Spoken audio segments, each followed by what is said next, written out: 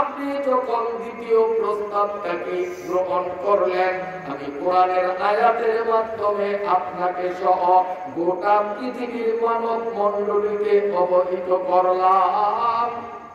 আমি আল্লাহ ভালো করে জানি যদি ওদের প্রস্তাবগুলোর বাস্তবায়ন ঘটাই ওরা ঈমান আনবে না।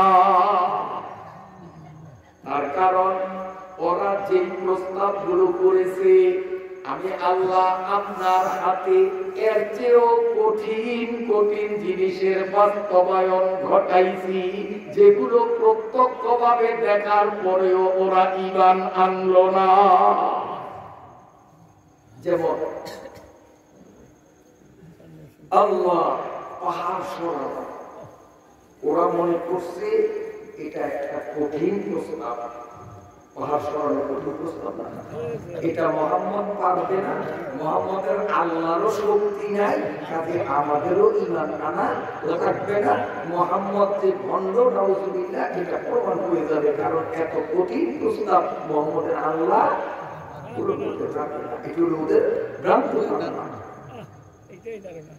আল্লাহ রাব্বুল আলামিন এই আয়াতের মাধ্যমে আমার নবীকে বুঝাইতে চেয়েছেন, ও নবী পাহাড় সরানো যতটা কঠিন ওরা মনে করেছে, আমি আল্লাহ এর চেয়েও কঠিন জিনিস আপনার হাতে ঘটাইয়া দেখাইলাম।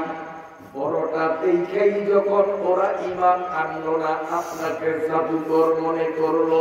পাহাড় সরানো তো ওটার তুলনায় আরো হালকা, আরো ছোট, অতএব এটা দেখার পরে ঈমান আনবে আপনি কি করে বুঝলেন? সেটা কি?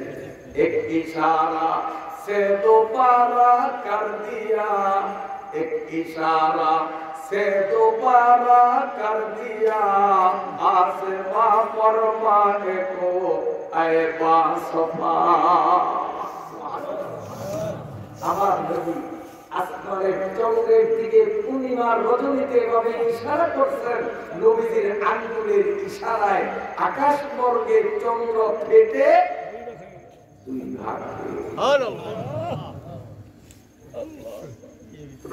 চন্দ্র দুই টুকরা হয়ে গেল।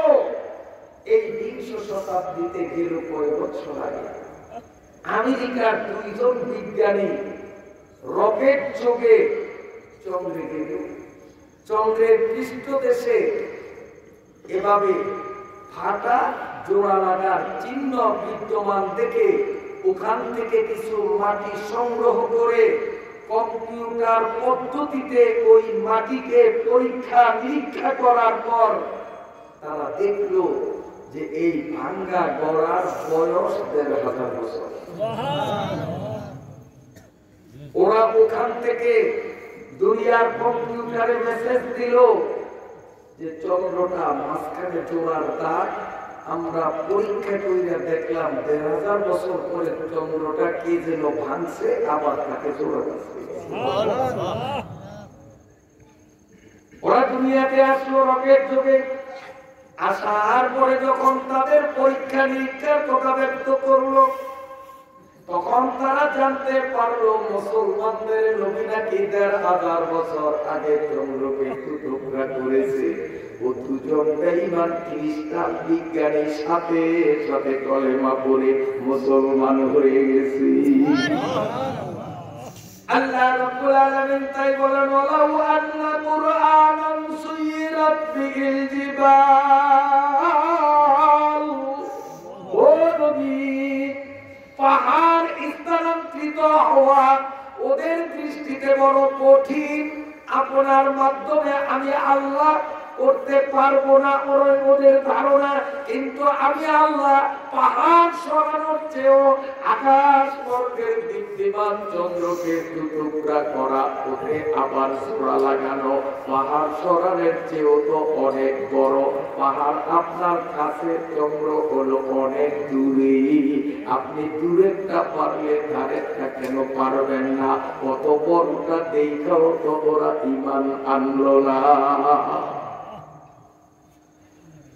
আও কুত্তে আদিহিল আও, ও নবী, ওরা মক্কা থেকে সিরিয়ার শত শত মাইলের দূরত্বকে মিনিটের মধ্যে অতিক্রম করতে চায়। ওরা মনে করছে আমি আল্লাহ বাতাসকে ওদের অধীন বানাইয়া তক্তে সুলাইমানের মতো অল্প সময়ের মধ্যে মক্কা থেকে ওদের সিরিয়া পৌঁছাতে পারবো না, সিরিয়ার থেকে আবার ওদের মক্কায় পৌঁছাতে পারবো না। মাত্র কয়েকশো মাইলের দূরত্বকে আমি ছোট করতে পারবো না, অসম্ভব মনে করে। এর চেয়েও কঠিনটা তো আমি আপনার হাতে ঘটাইয়া ওদের দেখাইলাম। রজব মাসের 27তম রজনীতে এই মসজিদে হারাম মক্কার মসজিদ থেকে সেকেন্ডের মধ্যে আপনাকে হাজার হাজার মাইল দূরত্বে মসজিদে আকসায় নিয়ে গেলাম। সুবহানাল্লাযী আসরা বিআবদিহি লাইলাম মিনাল মাসজিদিল হারামি ইলাল মাসজিদিল আকসা।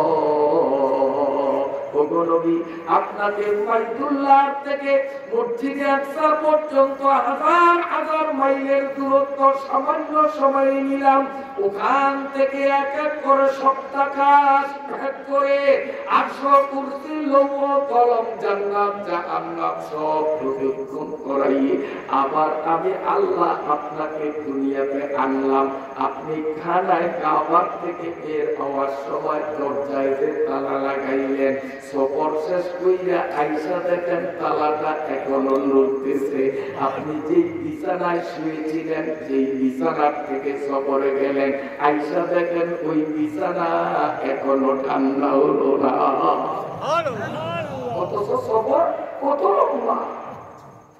মক্কার থেকে সিরিয়ার দূরত্ব হলো কয়েক শত মাইল, আর মাটির থেকে আরশে আজিম পর্যন্ত দূরত্ব যে কত তুমি আর কম্পিউটারও হিসাব দিতে পারবে না। আমার আল্লাহ বলেন, ও নবিয়াও কুত্তিয়াত বিল আরাব, এত বড় লম্বা সফরের সময়টাকে আমি এত সংকুচিত করলাম, 1 সেকেন্ডও লাগলো না। আর মক্কার থেকে সিরিয়ার দূরত্ব এটা ওই তুলনায় তো একেবারেই নগণ্য। বড়টা দেখেই যখন ঈমান আনলো না, ছোটটা দেখার পরে ঈমান আনলে প্রশ্নই আসে না। আও কুল্লিমা বিহিল মাউতা, ও নবী ওরা চাইতেছে মৃত ব্যক্তিকে কবর থেকে উঠাবেন, এরপরে সে কথা বলবে। ওদের ধারণা মরা মানুষকে জীবিত করিয়ে তাকে আবার বাকশক্তি সম্পন্ন করা আমি আল্লাহর ক্ষমতা নাই। এর চেয়েও কঠিন ক্ষমতার প্রকাশ আপনার হাতে ঘটাইলাম, ঈমান আনলো না।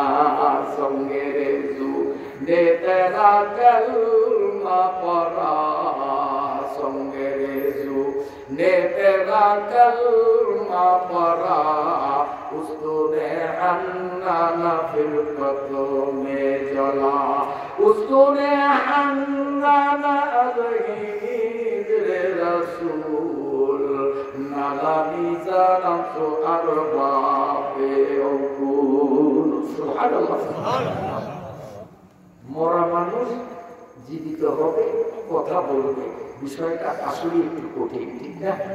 মৃত মানুষ জীবিত হওয়া, কথা বলা কঠিন। আল্লাহ বলেন ওরা মনে করছে এটা আমি পারবো না, আমি যে এর চেয়েও কঠিনটা আপনার হাতে ঘটাইয়া দেখাইলাম। সেটা হলো আবু জেহেল একদিন এক মুষ্টি পাথরের পথ করে দিয়ে, ভাতিজা মুহাম্মদ আমার হাতে কি যদি বলতে পারো আমি ধরে নিব তুমি নবী। নবীজি সাল্লাল্লাহু আলাইহি ওয়াসাল্লাম বললেন, চাচা আপনার হাতের মুষ্টিতে যে আছে সে যদি আমার আনিত কালেমা আপনাকে শুনাইতে পারে কেমন হবে?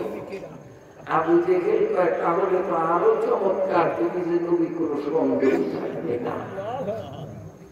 আল্লাহ পাকের নবী বলেন, এরে চাচার মুষ্টির মধ্যে কে আছো আমি জানি না, যেই থাকো না কেন আমি যদি সত্য নবী হয়ে থাকি, আমার আনিত কলেমা যদি সত্য হয়ে থাকে, মানুষের মতো উচ্চ কণ্ঠে আমার আনিত কলেমা পাঠ করে আমার চাচাকে শুনিয়ে দাও।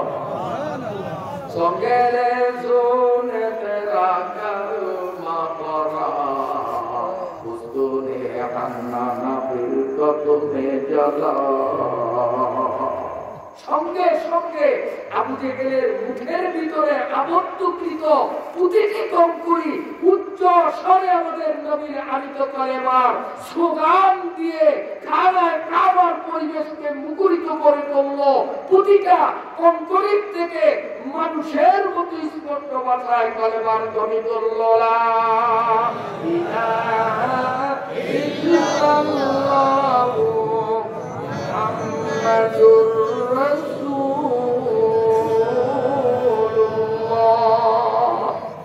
এখন চিন্তার বিষয় এক জায়গায়, পাথর এটা জীবিত না মৃত? ওর মধ্যে প্রাণ আছে না? জীবিত। আর এই আবু জেহেলরা কসি সহ তাদের মৃত নেতাদেরকে কবর থেকে জীবিত করতে বলতেছে, তারাও মৃত। ঠিক আছে তো? আচ্ছা, তারপরে মৃত মানুষগুলো কবরে যারা, এরাও মৃত, পাথরও মৃত। কিন্তু পাথরের মধ্যে সৃষ্টিগত ন্যাচারাল পদ্ধতিতে কথা বলার কোন যোগ্যতাই নেই। কথা ঠিক না বেঠিক? কিন্তু মরা মানুষটা কবরে আছে, সে মরা হওয়ার কারণে কথা বলতে পারে না, কিন্তু মরা হওয়ার আগে কথা বলতে পারতো কিনা? তাহলে মরা মানুষ জীবিত হয়ে কথা বলবে আর পাথরে কথা বলছে, এই দুইটার মধ্যে পাথরের কথা বলা ওইটার চেয়েও বড় কিনা? এটা তো স্বাভাবিক, যেহেতু কথা বলার আগের থেকেই যোগ্যতা আছে, মরছে কারণে কথা বলতে পারে না, এখন জীবিত হয়েছে কথা বলে। পাথর তো মরা হইলেও কথা বলার যোগ্যতা নাই, জিন্দা হইলেও কথা বলার যোগ্যতা নাই। তাহলে মরা মানুষ জীবিত হয়ে কথা বলার চেয়েও নির্জীব পদার্থ পাথরের মুখ থেকে কথার আওয়াজ আসা, ওটার থেকে ওইটা বড় কিনা আপনারা বলেন? আল্লাহ তাই বলেন, লাউ আন্না কুরআনান সুয়িরাত বিহিল জিবাল আও কুত্তিআত বিহিল আরদু আও কুল্লিমা বিহিল মাউতা। ওগো নবী, আমি যদি পাহাড় সরিয়ে দেই, এক থেকেও কঠিন চন্দ্র দ্বিখণ্ডিত হওয়া ওরা দেখলো। আমি যদি মক্কা থেকে সিরিয়ার সফরকে সংকুচিত করে দেই, এর চেয়েও তো বড় আপনার মেয়েরাদের সফরের দূরত্বকে সংকোচন করা ওরা দেখলো, ইমান আনলো না। মৃত মানুষকে জীবিত করে যদি কথা বলাই, এর চেয়েও তো কঠিন হলো পাথরের জবান দিয়ে কলেমার আওয়াজ তোলা। এগুলো দেখাও তো বেঈমানরা ইমান আনলো না।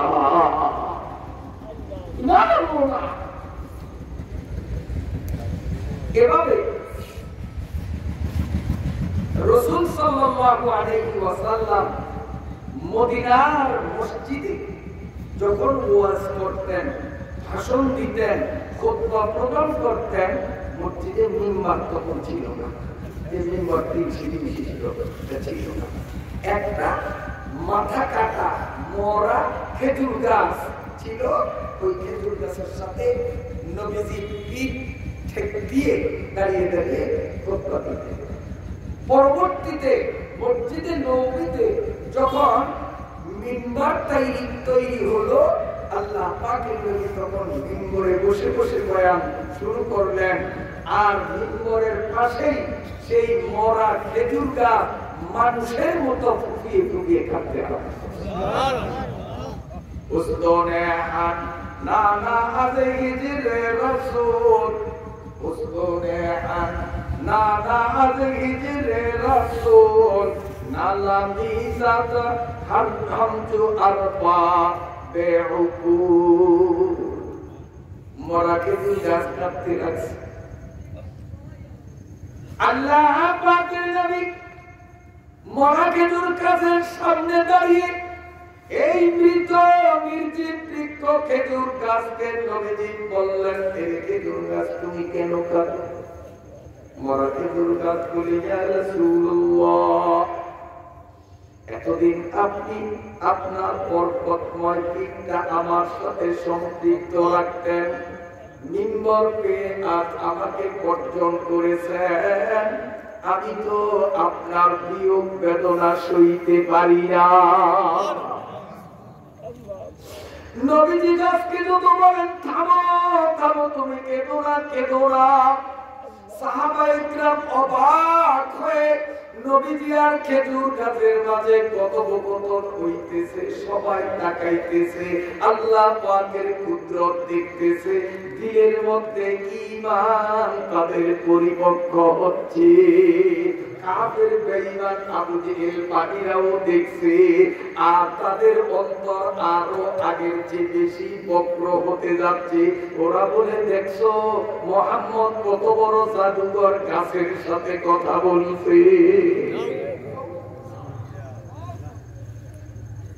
আল্লাহ রাব্বুল আলামিন বুঝাইতেছেন মুহাম্মদ, ওদের প্রস্তাব মৃত মানুষকে জীবিত করে ওদের মুখ থেকে কথা ওরা শুনতে চায়, মনে করে আমি আল্লাহ পারবো না, আমি শুধু পাথর দ্বারা কথা বলাই নাই, আমি উস্তরে হান্নানা খেজুর গাছের মুখেও কথা বলাইয়া দেখাইলাম। কিতাবের মধ্যে দেখি আমের নামে একজন কাফির পাথর দিয়ে মূর্তি বানালো, প্রতি রাত্রিতে বিনিদ্রভাবে ওই মূর্তির সামনে সে পূজা অর্চনা দিত। একদিন রাতে আমের যখন তার সেই মূর্তির সামনে মূর্তিকে প্রণাম জানানোর জন্য, মূর্তির ইবাদত করার জন্য মূর্তির সামনে যখন দাঁড়িয়ে গেল, আমের অবাক হয়ে গেল। পাথরের দ্বারা তৈরি মূর্তি আর ভাস্কর্য মানুষের মতো বক্তৃতা আরম্ভ করে দিয়েছে। ইয়া জালিল আমরুন নাজির রাজুলুন ফাসির ইয়াকুলু লা ইলাহা ইল্লাল্লাহ। আমের অবাক হয়ে গেল। আমের তার স্ত্রীকে ডাকলো, দেখো দেখো এই পাথরের তৈরি মূর্তি কি বলতেছে দেখো।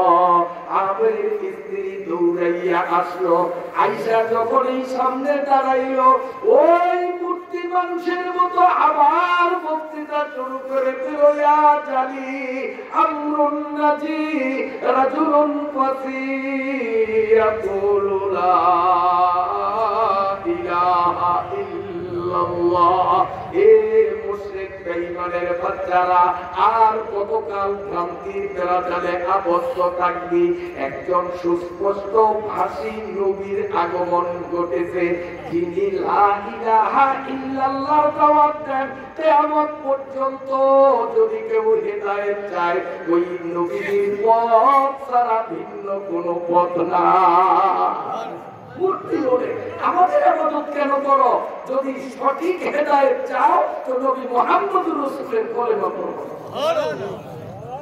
তাহলে বলেন, মরা মানুষ কথা বলার চেয়ে পাথরের তৈরি মূর্তি কথা বলা আরো কঠিন কিনা? তাই আমার আল্লাহ বলেন, লাউ আন্না কুরআনান সুইরাত বিল জিবালু আও কুতিআত বিল আরদু আও কুল্লিমাল বিহি আও কুল্লিমা বিহিল মাউতা। আমি বড়গুলো দেখাইলাম, এতেই এরা ঈমান আনলো না। আর এগুলো তো নরমাল, এগুলো আমি দেখাইবই না, দেখাইবার কোন প্রয়োজনীয়তাই আমি আল্লাহ বোধ করি না। আল্লাহ এই প্রস্তাবগুলো একটাও করলেন পারেন না। আল্লাহ পারেন, অযথা কাজ কেন করবেন? যে কই গেলাম, বড়টা করছি তাতেই কাজ হয় না, ছোটটা কেন করবো, নিষ্ফল কাজ কেন করবো? আল্লাহ করে। যখন আল্লাহ এই প্রস্তাবগুলোর বাস্তবায়ন ঘটাইলেন না, সাহাবা ইকরামদের চেহারাটা মলিন হয়ে, সাহাবা ইকরাম বলা বলি করতে শুরু করেন, একটা কাজ করবো। ওদের প্রস্তাবগুলো আল্লাহ সেকেন্ডের মধ্যে বাস্তবায়ন ঘটাইতে পারে কিনা? আল্লাহ ক্ষমতা নাই? আল্লাহ পারেন। বড়টা যখন পারছেন, এটা তো ছোট, এটা আল্লাহ পারবেন না? ইমানদার মুমিন মুসলমান সাহাবীরা একটা কাজ করলেন, আল্লাহর কাছে কি ওয়াজিব ব্যাপার হতো না, এই প্রস্তাবগুলি যদি আল্লাহ ওদের গ্রহণ করতেন আর ওরা দেখতো সবগুলো দলে দলে মুসলমান হইত, আমাদের সংখ্যা বাড়ত, ইসলাম বিজয় হতো, ইসলামের শক্তি বাড়ত। এটা আল্লাহর কাজটা কেমন করতো? সাহাবায়ে কেরাম কেমন যেন কত বিষয়টাকে মনে মেনে নিতে পারলেন।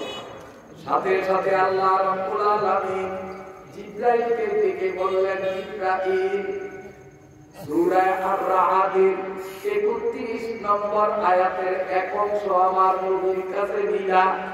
ওই আয়াতের আরো কিছু অংশ বাকি আছে, তাড়াতাড়ি রেডি হও, আমার নবীর কাছে বাকি আয়াত নিয়ে যাও, নইলে আমার নবীর সাহাবীদের মনে প্রবোধ আসবে না।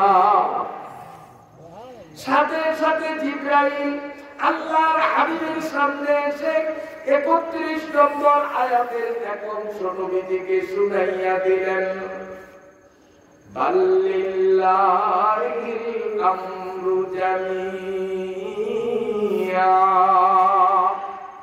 আফালাম ইয়াইসাল্লাযীনা আমানু আল্লাহু ইয়াশা আল্লাহু লাআতান নাসা জামিয়া।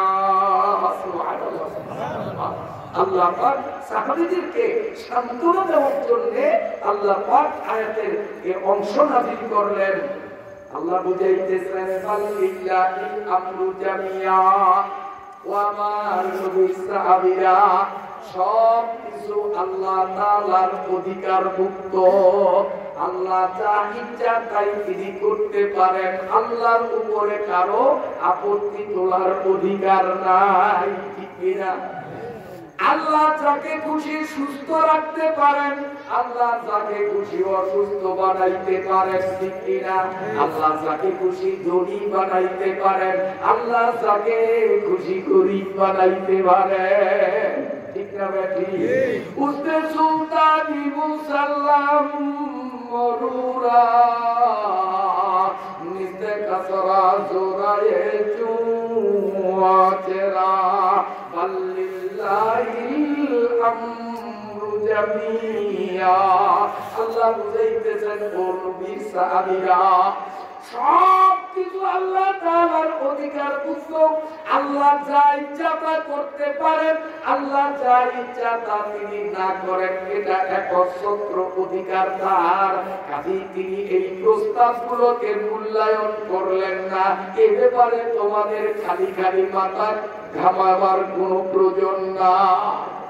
তোমরা ভাবছো যদি এদের প্রস্তাবগুলো আমি মেনে নিতাম, এরা সব মুসলমান হয়ে যেত। তোমরা চাও কোন কাফের বেঈমান দুনিয়াতে না থাকুক, সব মুসলমান হয়ে যাক। আমি আল্লাহ তো এটা চাই না। তার কারণ আমি জান্নাত বানাইলাম, তার পাশাপাশি জাহান্নাম বানাইলাম। জান্নাতেও কিছু মানুষ আমার লাগবে, আমার জাহান্নামেও কিছু মানুষ লাগবে। অতএব দুনিয়ার সমস্ত মানুষগুলো যদি হেদায়েত দিয়ে দেই, তাহলে জাহান্নামে কারে দিব? আমার জাহান্নামে তো থাকবে। এই জন্য আল্লাহ বলতেছেন, আফালাম ইয়াইসাল্লাযীনা আমানু আল্লাহু ইয়াশা আল্লাহু লাহাদান নাসা জামিয়া। মুমিনরা কি বুঝে না? মুমিনদের বুদ্ধি নাই যে আমি আল্লাহ চাইলে দুনিয়ার সমস্ত মানুষকে হেদায়েত দিতে পারতাম, কিন্তু আমি আল্লাহ দেই না, দেব না, এটা ওরা বুঝে না। তাহলে কথার দ্বারা কি প্রমাণ হলো? হেদায়েত কার হাতে?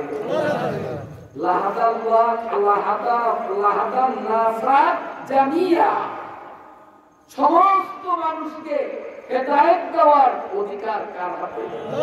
কার হাতে? কোন রোগীর হাতেও নাই।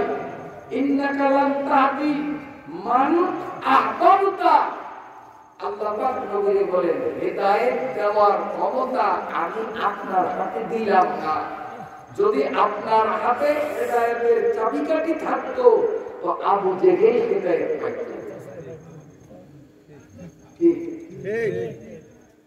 বেলাল হেদায়েত পাইত না, সুহাইল হেদায়েত পাইত না, কারণ ওরা সমাজের 8% ব্যক্তি ছিল, কিন্তু হেদায়েতের কারণে এরা সমাজের সবচেয়ে সম্মানিত ব্যক্তি হয়েছে। হেদায়েত কার? এখন কেউ যদি বলেন যে না হেদায়েত মানুষের হাতে, মানুষ মানুষকে হেদায়েত দিতে পারে, তো বলেন সে সঠিক পথে না ব্যাঠিক পথে? সঠিক পথে না ব্যাঠিক পথে? কিন্তু একজন বিশ্ব পরিচিত ব্যক্তি যাকে পৃথিবীর সবাই চিনে, যে যেমন তার ভুলটাও তেমন, ছোট ব্যক্তির ভুলও ছোট, বড় ব্যক্তির ভুলও বড়, ঠিক না? এই আপনাদের বাজার ঝাড়ু দেয়, সে যদি একটা ভুল করে তার ভুলের গুরুত্ব আর আমাদের প্রধানমন্ত্রীর ভুলের গুরুত্ব কি সমান হবে? যে যেমন বড় তার ভুলটাও তেমন বড়। এই পৃথিবীর একজন বড় মানুষ, মানুষটা বড় কিন্তু নামটা খুব ছোট্ট, অক্ষর লাগে কম। বাংলায় দেখলে চর পরে স আছে না, এই স তার সাথে একটা আকার, এরপরে একটা অন্তস্থ আর একটা দ, মাত্র 3 অক্ষরে নাম, বেশি অক্ষর লাগে না, নাম এত বড় না, কিন্তু মানুষটাও বড়, অতএব তার ভুলও বড়। সেই মানুষটা নাকি বলে হেদায়েত আল্লাহর হাতে নয়, হেদায়েত মানুষের হাতে। অতএব গোটা দুনিয়ার মানুষ এই সাহাবকে ভ্রান্ত বলে ফতোয়া দিয়েছে। গোটা পৃথিবীর সমস্ত হক্কানি উলামা ইকরাম তাকে বর্জন করেছে, তাকে বয়কট করেছে, তাকে গুমরাহ আর ভ্রান্ত পথভ্রষ্ট বলে ঘোষণা দিয়েছে। একমাত্র কিছু ইংরেজি শিক্ষিত, যাদের মধ্যে কোরআন হাদিসের ইলম নেই, এই মূর্খ ইংরেজি শিক্ষিত মানুষগুলো তার সাপোর্টে আছে। গোটা পৃথিবীর উলামা ইকরাম তাকে বয়কট করেছে। আমরাও উলামা ইকরামদের দলভুক্ত হয়ে এই সাদ এবং তার দলকে আমরাও বয়কট ঘোষণা করলাম। এক কথা বলেন কিনা আপনারা? বন্ধুরা আমার, হেদায়েতের মালিক কে? জোরে বলেন, জোরে বলেন আল্লাহ। অতএব আল্লাহ পাকের কাছে হেদায়েতের জন্য বিনয়ের সাথে আমরা দোয়া করতে হবে। ওগো আল্লাহ, তুমি যাকে হেদায়েত দিবে সেই হেদায়েত পাবে। তুমি যদি হেদায়েত না দাও তাহলে হেদায়েত নবীর চাচা হয়েও পায় না। হেদায়েতের মালিক আল্লাহ। ওয়ালা ইয়াফালুল্লাযীনা কাফারু তুসিবুহুম বিমা সানাউ কারিআতুন আও তাকুল কারীবাম মিন দারিহিম হাত্তা ইয়াতিয়া ওয়াদুল্লাহ। আল্লাহ পাক মুমিনদেরকে আরো সান্ত্বনা দিতেছেন, বিরক্ত হননি আপনারা? আল্লাহ রাব্বুল আলামিন ঈমানদার মুমিনদেরকে আল্লাহ রাব্বুল আলামিন সান্ত্বনা দিয়ে বলতেছেন, হে ঈমানদাররা তোমরা চুপ রাখো, আমি আল্লাহ ঘুমাই না, আমি আল্লাহ কি করি? লা ইয়াযালুল্লাযীনা কাফারু তুসিবুহুম বিমা সানাউ কারিআ। কাফের বেঈমানের গোষ্ঠীরা আমি আল্লাহর সাথে বেয়াদবি করে আমি ধৈর্য ধারণ করলেও, আমার নবী রাসূলের সাথে বেয়াদবি করলে আমি আল্লাহ তখন ধৈর্য ধারণ করি না। আপনারা জানেন নমরুদ ধ্বংস হলো কি দিয়ে?